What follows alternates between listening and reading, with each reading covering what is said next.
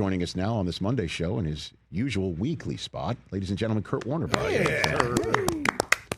All right, Kurt, dude, week 16, right? We were talking about it when we were getting ready for Sunday, and then we saw the Steelers and the Lions. What are you seeing out of the Steelers? Because it doesn't feel – I mentioned in hour one, Kurt, remember that game you and I called in Indianapolis when Trubisky wasn't doing it and Gardner Minshew was for the Colts, right? You remember that day? And they basically handed Mason Rudolph a mop with like 5 minutes to go, and then Rudolph took the team over. They did make the playoffs. They got one and done by Buffalo. But it struck me, Kurt, like as if this is a different feeling with Rodgers and the way that they've been playing the last 3 weeks. Am I off? What are you seeing, Kurt? No, you're not off. I haven't had a chance to really dive into the tape from yesterday quite yet. But I think you're seeing a more confident team. I think you're seeing a team that's making some more big plays, which has really been the difference. Early in the year offensively, maybe outside of that Jets game, to kind of start the season, they didn't make any big plays. And so it was really methodical, and they, and usually when you don't have a great offense, you don't have anything you can hang your hat on, and you have to be methodical. At some point in time, you're going to make a mistake and you're not going to score points. And that was kind of really the MO of this team until that Baltimore game a few weeks ago, and they hit a number of big plays down the field. And then last Monday night, it was still more methodical, but they hit some big plays to DK for a touchdown. And then MVS caught a longer play for a touchdown. And so they're starting to add that into the mix. And that to me has really been what the difference is these past few weeks of building some more confidence, is that they're not just going to be this dink and dunk team and 3 yards in a cloud of dust. Yesterday they got some huge runs, maybe not as many pass plays, but they got a couple huge runs from Jalen Moore. And that to me is the difference maker with a good offense in the National Football League, is the ability to get explosive plays. They were, very average offensively when they didn't get them. Now that they've been getting them, it's an uptick in who they are offensively. Feeds into some of the things that they do defensively, and now they're playing much better football than they have all year long. And again, I don't want to dive into games that you really haven't seen the film on. So which games have you already seen, maybe? What have you looked at? What have you checked out for QB confirmation? So I watched the Jacksonville and Denver game, which was obviously a big game. And, Trevor Lawrence just continues to play good football. I mean, talk about a team that pushes the ball down the field. I mean, I showed it a little yesterday on game day morning, but this isn't a dink and dunk team by any means. This is not a team that's just going to throw the ball at the line of scrimmage. They are going to threaten you down the field. Brian Thomas, who was struggling early in the year, has kind of come into his own. Jacoby Myers, which I think was an unbelievable pickup for them. The trade with Las Vegas has paid huge dividends. Travis Etienne has got a spring back in his step where he did early in his career, and then, kind of lagged for a while. And man, he's back doing some things. I mean, they are playing really good football, and Trevor just seems to be locked in terms of what they're asking him to do and getting to the right guy and playing on schedule. And, all those plays that we've talked about numerous times with Trevor, where you go into games and there's 5 or 6 plays that you just kind of shake your head and you can't figure out, how that happened or how he missed that or why he made that decision. He's not making those right now. And they went into Denver and really just beat down this really good Broncos defense. They had no answer. It's fun to watch them right now. And the more I watch them, the more I think, man, this is a team that could contend in the AFC because they're playing really good on defense. They good run defense. They don't give up a lot of big plays. And then they got a lot of playmakers on offense. So let's take these two together because they've got first-year head coaches that have instilled confidence within them, and we're seeing dividends. I might be oversimplifying what's going on with Caleb and Ben Johnson and Trevor and Liam Cohen. Let's take them one at a time. What throws are you seeing Trevor Lawrence make where you're like, yeah, that's the one that he's been missing. That's the one that's been an issue. What are you seeing? Anything? Yeah, I mean, the thing with Trevor is that you could never put your finger on it because, you would watch him play and he would make a specific throw, the week before. And then he comes back the next week and he just flat out misses it. Or, he would run a play and make good decisions on that play. And then he comes into a game and all of a sudden he just makes a terrible decision. And you're like, you've made this decision numerous times really well. And now you come in. And so those are the things that left you scratching your head, because it wasn't just, this one throw he can't make. He's shown the ability to do everything. It's just there was an inconsistency there that would just kind of drive you crazy. And I don't know what it was. I mean, you remember when we talked to him over in London, and he was talking about how nobody had ever really talked to him about tying his feet to the throws.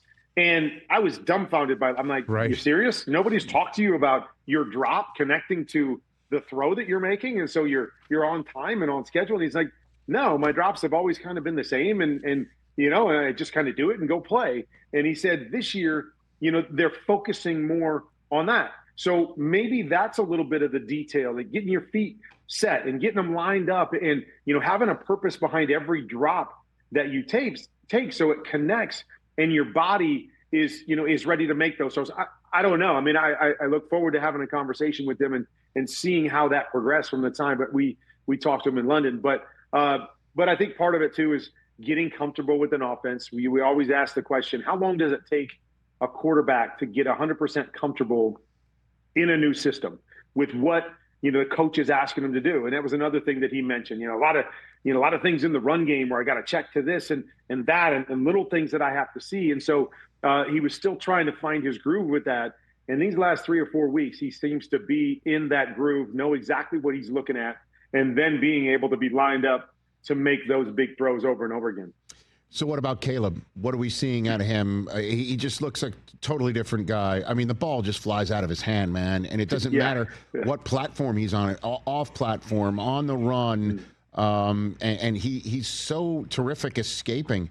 It's a different kid than last year, Kurt, speaking of, and we saw him in London. That was the best game of his career, but totally different, it feels like. Even on that day when he was throwing touchdowns, like it was going out of style. Yeah, I mean, still got so much room to grow in terms of efficiency and consistency with seeing and playing the game. But I do agree with you. I do believe there's a confidence level with Caleb. And I think part of it falls to the fact that Ben is not asking him to do everything. He's not asking him to carry the team. I felt like a year ago as a rookie, so much was on Caleb's plate to have to win games throwing the football. And they're not doing that this year. They're not asking him to do that. They're not putting him in drop back mode over and over and over again and say, you got to make this throw. If we're going to win, you got to make this throw. They're not doing that. And they're asking him to make some throws. They're asking him to make the critical throws in moments, the fourth quarter when, the all-out blitz by the Packers, and he buys a little bit of time and makes the throw. There were 2 or 3 other times in the game where they brought the same pressure and he didn't have an answer and just whipped it out of bounds. And I got frustrated. I'm like, got to have a pressure plan. You got to have something to do. But then in the moment when he had to make a play, boom, buys time, makes a play. The play action play.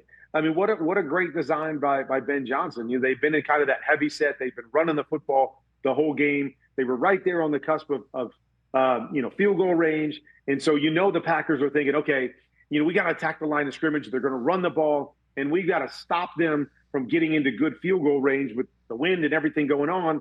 And Ben comes back with this play action, which was really just a 2-man route, but it was really designed to go to DJ Moore over the top with an aggressive defense. The defense is aggressive.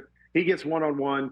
And those are the throws, without a doubt, that he's more confident in getting back and just letting the ball go and taking some of those deep chances. And obviously a perfect throw to DJ Moore, a great catch to finish that game. And so he is playing more confidently. And I think the big reason is because they're not dropping back and asking him to throw it 35 times a game and make every play.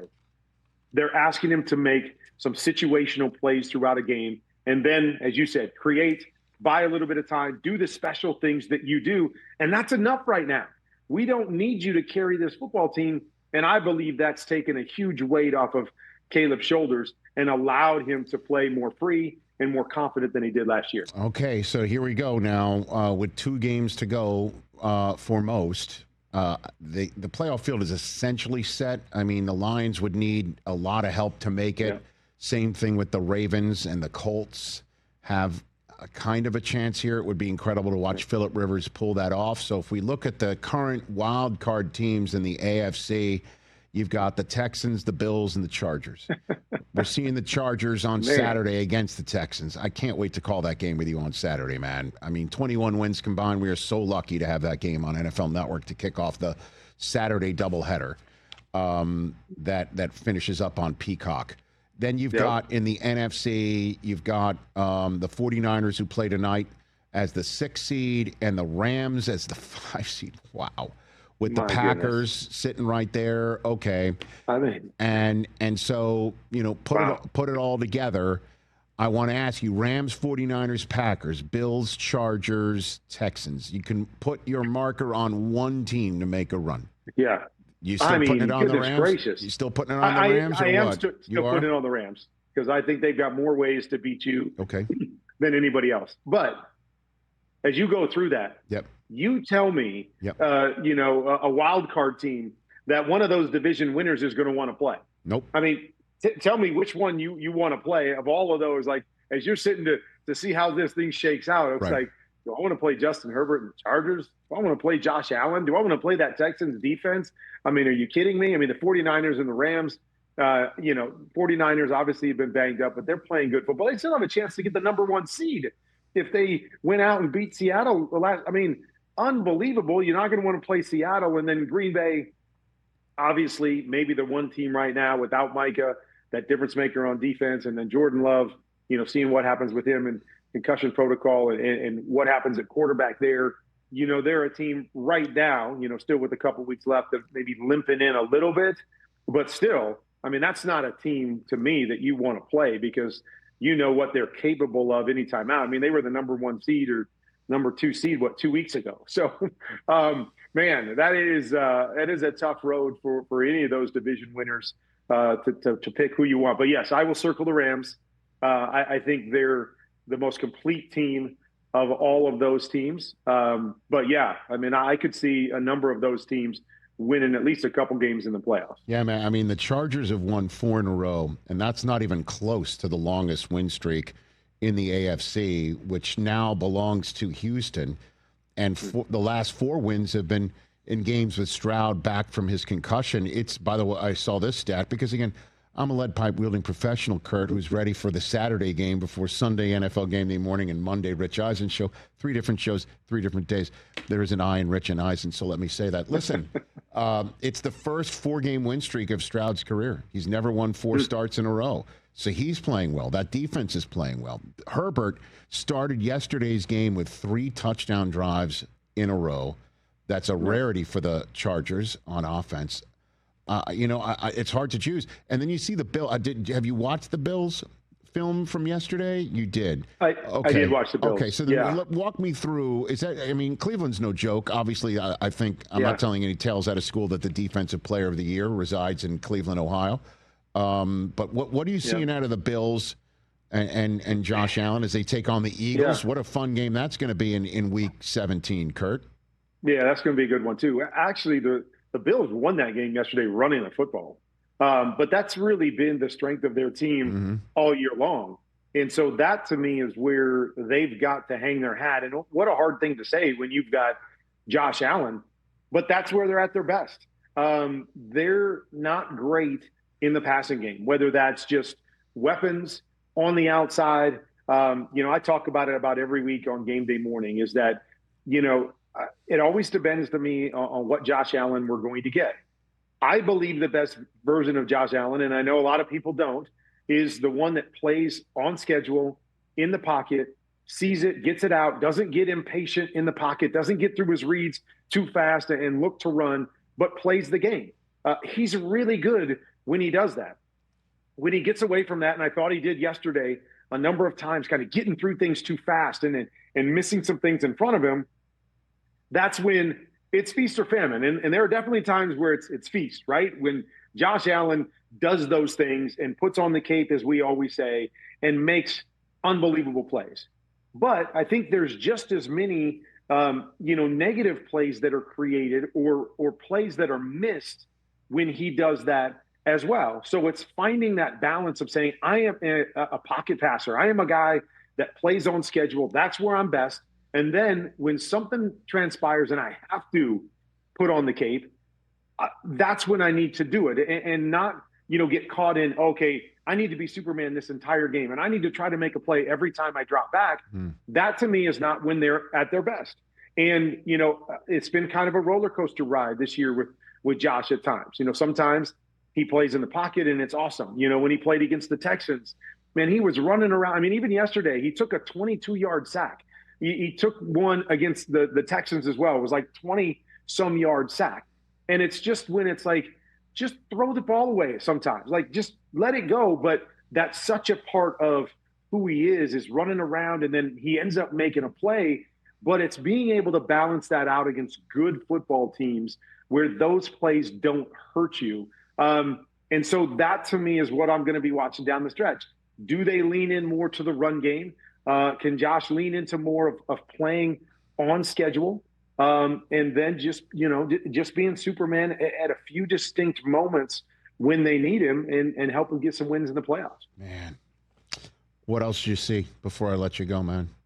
What else did I watch yesterday so far? I watched a lot of the young quarterbacks. How about the Sunday nighter? You want to chime in on the Patriots with that win and the Ravens? Oh, yeah. I mean, I just think that, again, I think New England's a team that has learned how to win a lot of different ways. Yeah. And it just seems like a Mike Vrabel type team. Like, they might not overly impress you in any one area at any point in time, or they may not go out and, beat you by 25 points, but they are going to be solid across the board in every facet. And we saw it again last night, is that, defense came up big when they needed to. Drake May takes over, and Drake just continues to get better and methodically working the ball down the field, making the right decisions over and over again. I think him, Mike Vrabel, and Josh McDaniels, and the way they balance out their sides of the ball, the even keel nature of Mike Vrabel is what it's all about. There's no panic, right? They don't get down a couple scores and they don't panic, just like their coach never panics. And they just one step at a time get back into it. So they're going to be a tough out. I don't know if they're a great football team, but I think they're really solid in a lot of different ways. And you're going to have to beat them. Like, you're going to have to go in and you're going to have to outplay them across the board to beat that football team, because if you don't, they're going to take advantage of it. So I like them. Obviously it was disappointing that, with Lamar, that they get up in that game and then obviously he suffers an injury and then they end up losing. And man, it's hard to believe that we're going to be in the playoffs, as we've talked about for the last couple of weeks, without Mahomes and Burrow and Lamar. It's crazy to think about in this day and age with as good as those guys are. Kurt, can't wait to call that game with you on Saturday. We are lucky. It's an 11-win Chargers team that's currently not in the playoffs. If the Colts lose tonight, they're in against the Houston Texans team that will not have clinched, regardless of what tonight's results are, going into that game with 10 wins, 7 of them in a row. Once upon a time, 0-3. Both quarterbacks are right now, knocking on wood, healthy going into that one, unlike every other game that precedes us this week, and then potentially the one after on Peacock with the Ravens and the Packers. You and I are lucky, and I'm lucky to be sitting in a booth with you, sir. I look forward to it, man. I can't wait. Going to be a great one. I can't wait to talk to these two teams and get after it and see how it all shakes up, for Sunday morning's show. And Merry Christmas to you and Brenda and the entire Warner family, sir. I look forward to seeing you soon. Same to you and to your whole crew and to everybody listening, and happy Hanukkah and all the good stuff. Enjoy the holidays. Kurt Warner, everybody, right here on the Rich Eisen Show. Always making us smarter. Hey, you made it all the way to the end. Thanks for that. Check us out every single day streaming live on Disney Plus and the ESPN app, 12 to 3 Eastern.